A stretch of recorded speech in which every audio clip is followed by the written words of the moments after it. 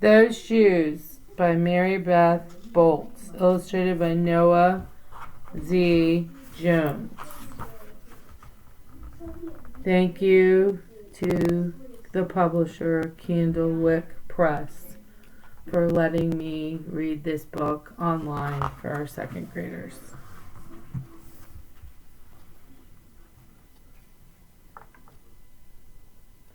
I have dreams about those shoes. Black high tops, 2 white stripes. Grandma, I want them. There's no room for one around here, just need, Grandma says. And what you need are new boots for the winter. Brandon T. comes to school in those shoes. He says he's the fastest runner now, not me. I was always the fastest before those shoes came along. Nate comes to school in those shoes. Antonio and I count how many times Nate goes to the bathroom. 7 times in one day, just so he can walk up and down the hall real slow.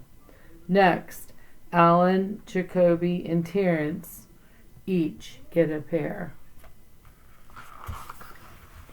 Then one day, in the middle of kickball, one of my shoes comes apart. Looks like you could use a new pair, Jeremy, Mr. Alfrey, the guidance counselor says. He brings out a box of shoes and other stuff he has for kids who need things. He helps me find the only shoes that are my size, Velcro, like the ones my little cousin Marshall wears. They have an animal on them from a cartoon I don't think any kid ever watched.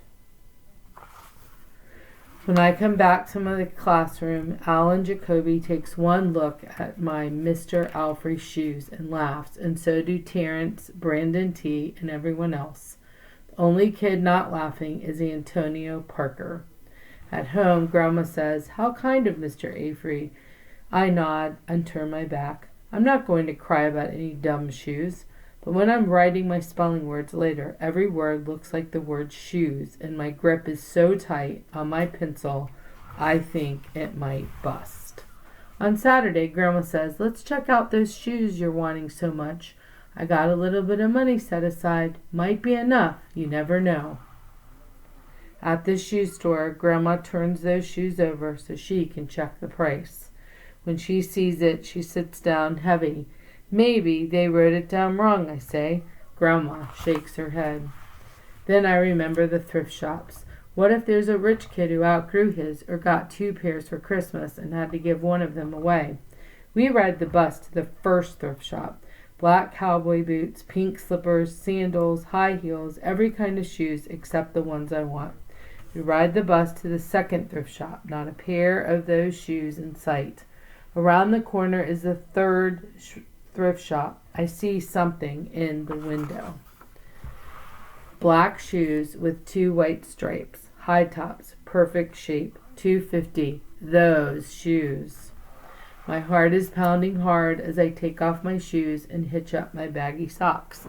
"How exciting," Grandma says. "What size are they?"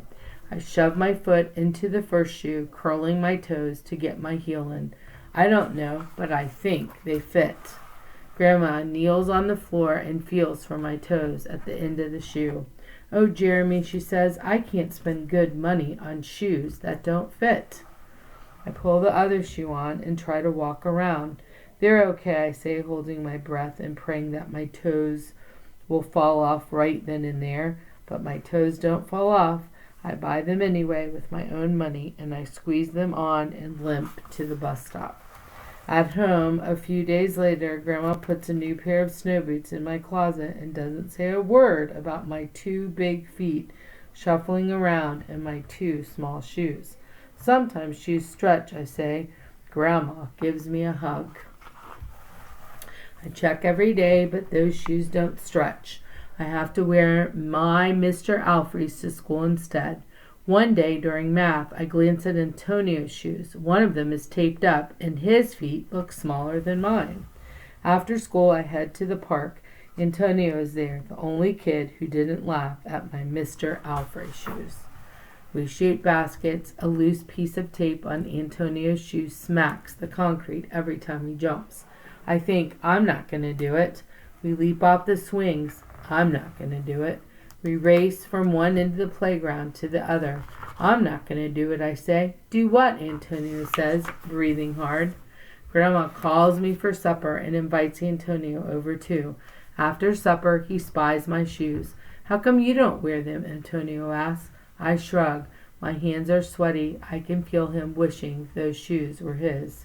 That night I am awake for a long time thinking about Antonio. When morning comes, I try on my shoes one last time.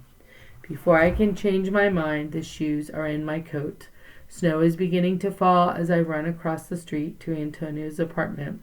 I put the shoes in front of his door, push the doorbell, and run.